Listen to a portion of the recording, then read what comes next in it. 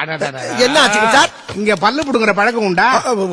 ஓ பிடுங்கலாமே. அதையும் போர்ட்ல எழுதல. அது பையன் எழுதுறதுக்கு மறந்துட்டான். இல்ல அவ்வளவு பெரிய படிப்பு எழுதுறதுக்கு இடம் இல்ல. இது நியாயம். ஆமா, ஒரு பல்லு புடுங்க எவ்வளவு வாங்குறீங்க? பல்லுக்கு எப்படியும் 50 ரூபாய் இருக்குன்னு நினைக்கிறேன். நினைக்கிறீங்க? 50 அப்போ மத்த இடத்தை விட கம்மியா தான் இருக்கு. வாங்க போலாம். எங்க? ஆபரேஷன் தியேட்டருக்கு.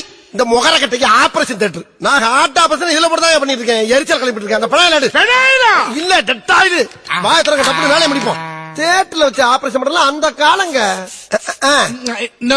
இன்னைக்குதா என்னையா ரொம்ப நல்லா இருக்குதுங்க. இங்க ஆரம்பிச்சானே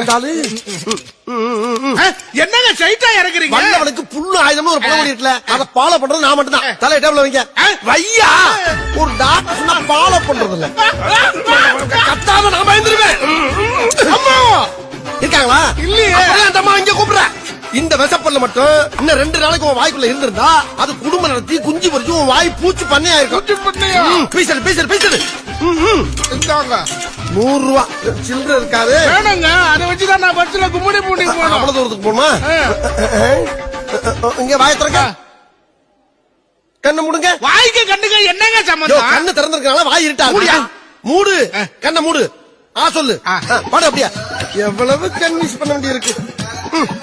எதுக்கு? உள்ள ஒரு பிசிறு இருக்கியா, அதை எடுத்தா தானே நீ பொழப்ப. அது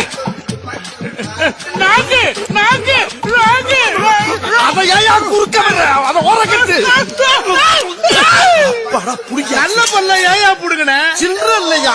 அட பாவி, சில்லற எடுத்துக்காக வேண்டி நல்ல பல்ல புடுங்குறியா? நான் சொன்னேன் அவன்கிட்ட. அடே நல்ல வேலை, நான் 1000 ரூபாய் தானா கொண்டாடல.